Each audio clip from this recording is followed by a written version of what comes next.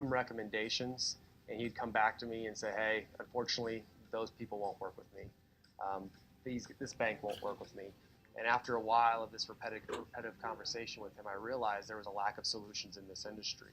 So I sought out to find and build a solution that was going to solve these needs for business owners. So we have released a workforce management tool set similar to what you would see in a retail and manufacturing facility. However, because we're backed by cannabis banks and because we understand the state-by-state regulation, we've geared this solution to be very specific for the needs of these business owners. When you look at the evolution of an employee, which we call the employee life cycle, from the very beginning, having all the proper paperwork filed on these employees to make sure you are compliant with the Department of Labor and the Department of Homeland Security. A lot of these cannabis businesses don't realize that there's certain things like an I-9 W-4 that you need to have on hand. So that's something right now that a lot of businesses we see are not in compliance. Tracking employee day to day, making sure people get meal breaks on time, paying employees correctly, classifying employees. All of these things are standard in every industry. However, the business owners in the cannabis industry have so much additional regulation that they have to follow. Some of these things fall wayside.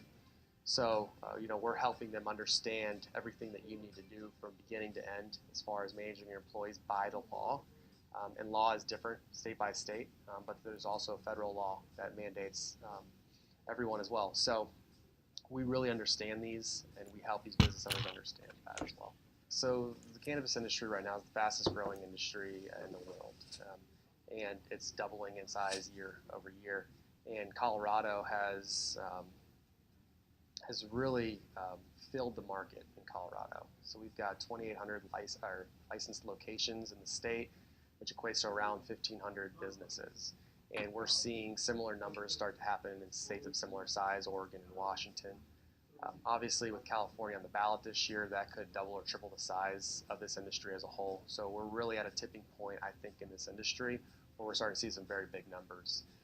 With that comes infrastructure needs. And what's interesting is as these states start to look at what they need to support this industry, there's distribution lines, there's employees, there's regulations, all these things that they have to have in place to be able to support this. For